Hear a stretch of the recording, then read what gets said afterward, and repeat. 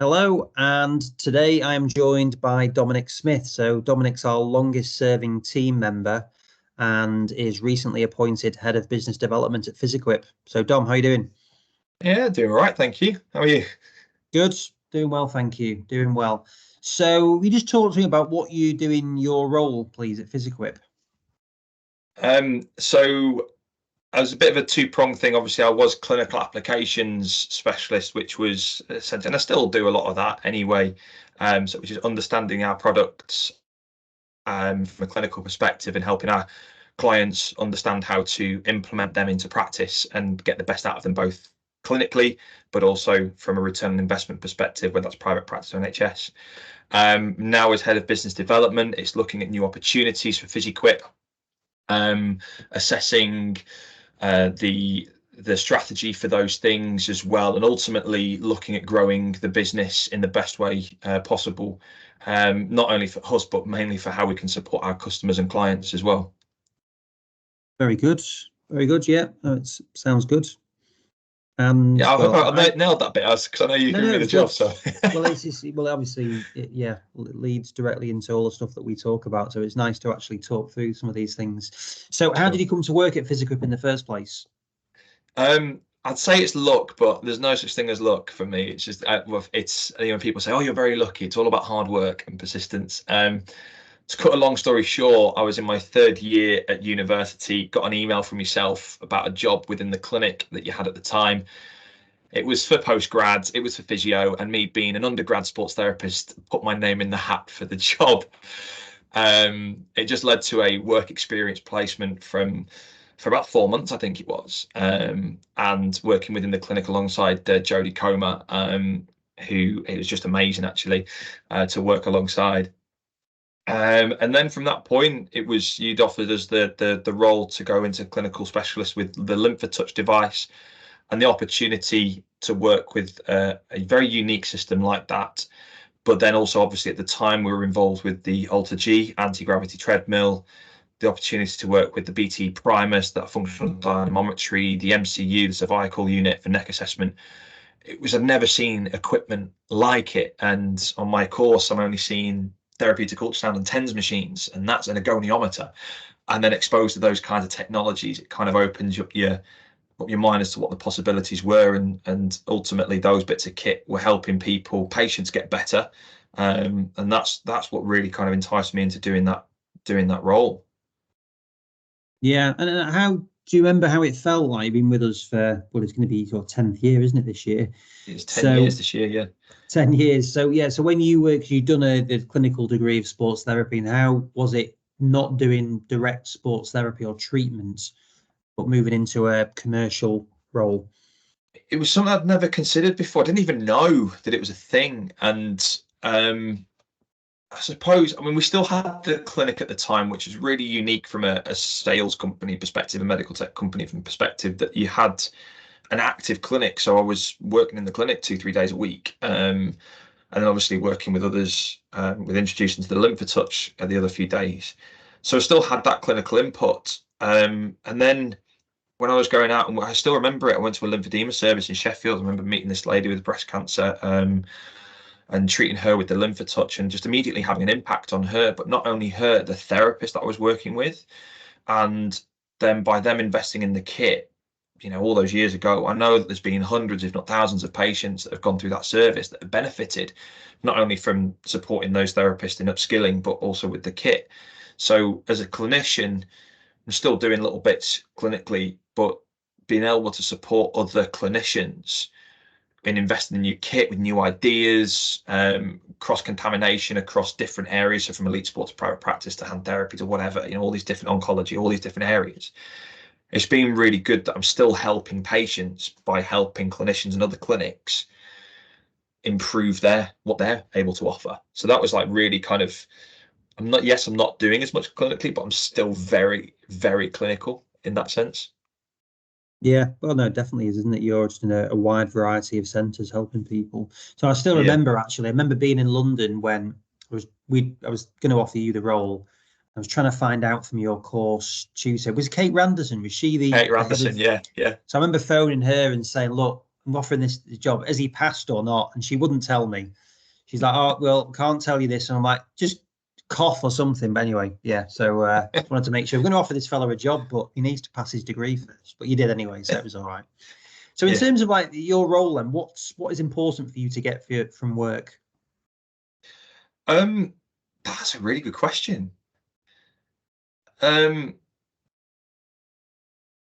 That has really kind of stumped me, actually. What's important to get from work? I mean, you've got to enjoy what you do, don't you, really, and enjoy the people that you're around, of which I count myself very, very fortunate that the people that work for Physiquipe, the people that have worked for Physiquipe, have all been incredible, and have left a real impact on my career and life. Like, there's some amazing people that we've worked with, not only within Physically the company, but all the people that we work with, all the clients that we have. I can't name them all, but there's just some incredible people.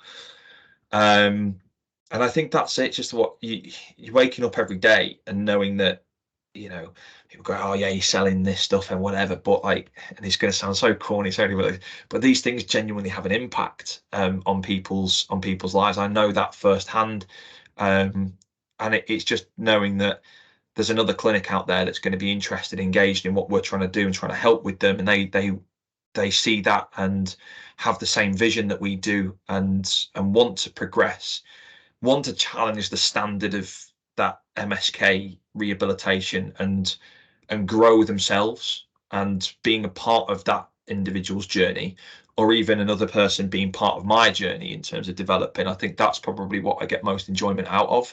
I mean, ultimately, it's hearing the stories of people getting patients better. Getting a phone call or a message saying, "Dom, I've used the shockwave, or I've used this, and this patient, they were nothing. They've gone to here, and it's absolutely amazing." Or started using the ultrasound machine, and it's exactly what you said. It's just opened my mind to everything, and I think that's what kind of keeps you going.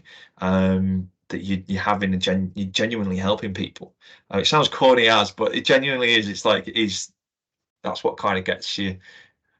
That's what I want from the job anyway. Know that you're helping people, enjoy what I'm doing. The people around are always incredibly positive, hardworking, with an amazing drive to all in the same thing of improving what we do in the UK and MSK. Yeah, and what skills do you think you need to do your job effectively? Communicator. It's really one of those. Is that your number one?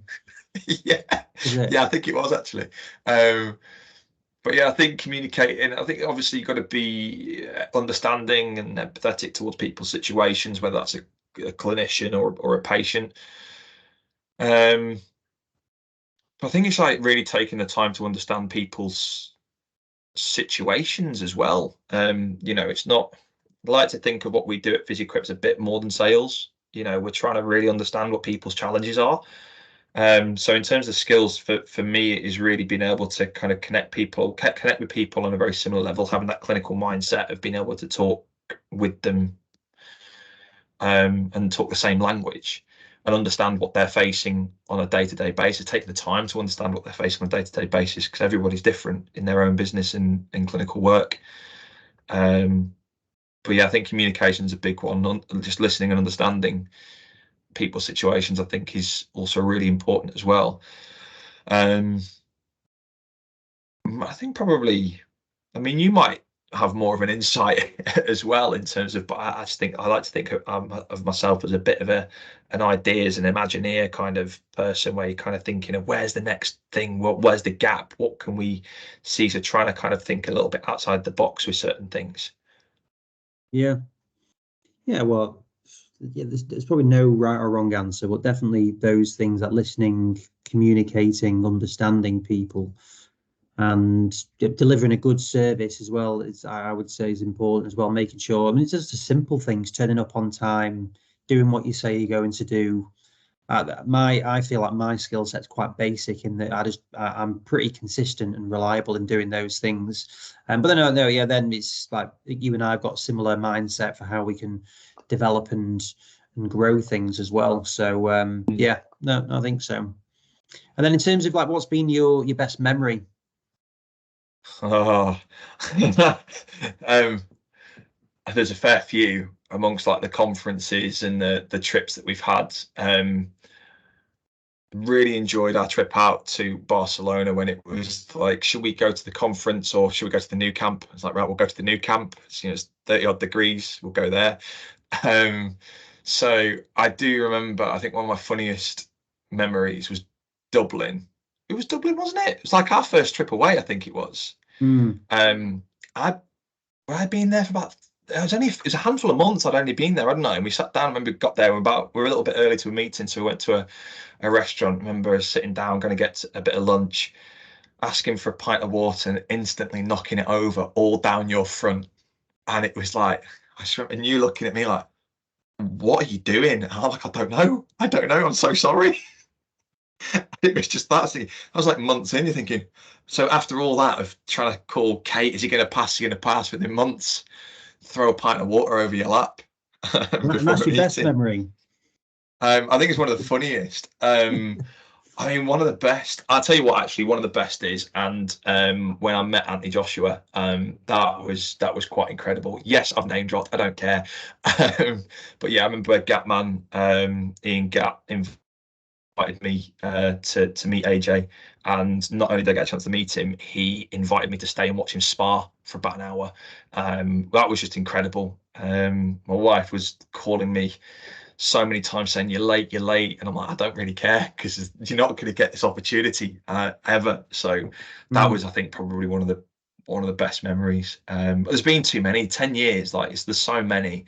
Good, bad, and everything in between. So yeah, it was a good one, that was with AJ. But yeah, very good. And then all right, so I'm going to take myself out of this, presuming you're going to say me, but who's been an influence in your career? Oh God. I mean, to be honest, it's going to sound like I'm probably Lord. It is genuinely like yourself in terms of when we first met and how you've guided me and a lot of things we've done over the years, and how we both, I think, evolved as well. But certainly, I've always kind of looked towards yourself as a real guide and mentor, if you like to put it that way, as to how to model yourself in this world. And so I think, yeah, you've had a massive influence on me. It's quite difficult, really, actually, to say. I mean, outside yourself, there's been so many other people that have had influence. Obviously, I've got to say, like Emma, my wife, has always been an amazing support for me. Obviously, parents as well. But like Em has had to deal with me being away for 3-4 nights at a time, or being home only 2 days in 2 weeks, and pulling some really long hours and whatever else. And she's been incredibly patient and very, very supportive. And obviously now we've got little Harvey. It's like it's another challenge, but again, she's just like solid behind us. So without her, I think it would be be very different as well. But yeah, I think anybody that's really come in, it's quite, when you see some of the people that we've worked with, I mentioned Ian Gatt, I mean, Hannah Polton's another one, like just how dynamic and amazing some of these people are. Paul Williamson's another. Christ, like James Brown, Wakar Batty, some incredible people that I can't list them all. I'm sorry for those people I haven't named, but there's just some amazing people that are just to sit and listen to them and learn from those people. It's just like, it does inspire you to continue and do and know that you're having an impact on people's lives. Yeah, I'll mention Chris Myers for you because I know you'll want to mention it. Oh yeah, Chris. Yeah, Chris. So sorry, Chris. Yeah. No. Well, it is. I think you've been really good at interacting with these people, and it's nice for me to see that you're working with them so closely, and they really respect you, and you've become a very respected person in the industry. And even from my perspective, it's like you give me a boost a lot of the time. So it's we've done a lot in the last 10 years or so, because it will be 10 years, won't it, from doing your placement. So yeah, we've been through a lot together, and it's you provide me with as much of a boost and someone on my shoulder that you can sort of run things by as well. So yeah, no, it's good. It's a good relationship. So in terms of like what are you excited about for the future? Oh, I mean, just the possibilities with Physiquipe are borderline endless. It's picking the right routes to go. But I think with the team that we've got, the people that we're involved with, I'm so excited to see where our education provision goes. Obviously, the equipment that we've got on our catalogue now is drastically different to what we had 8 years ago. Drastically different, but all really, really exciting technologies. And ultimately, I'm really looking forward to increasing that brand awareness of Physiquipe, and just again being recognised as one of the leaders in MSK rehab, both on education equipment side of things. But yeah, I'm really excited with where particularly the Physiquipe Academy could go. We've got some incredible things lined up from an education perspective, with some amazing people as well, Chris Myers included. Just trying to hit there for Chris. But yeah, so I'm just really excited to where we could go with that. And again, the people that are out there that we might end up working with in the future, whoever they are, I'm looking forward to meeting those people and working with them. Very good. Good. Yeah. Well, thank you for your time today and the 10 years to date. Yeah. And we'll see 10 years. It's mental, isn't it? We'll see where we are in 10 years' time from now. Yeah. See if I still have a beard by then. Yeah. Well, no. It's but we have come a long way in that time. So yeah, no, it's exciting. So yeah, no, thanks for your time, Dom. And we'll speak soon. No, likewise. All right. Cheers, Dom. Thanks. Cheers.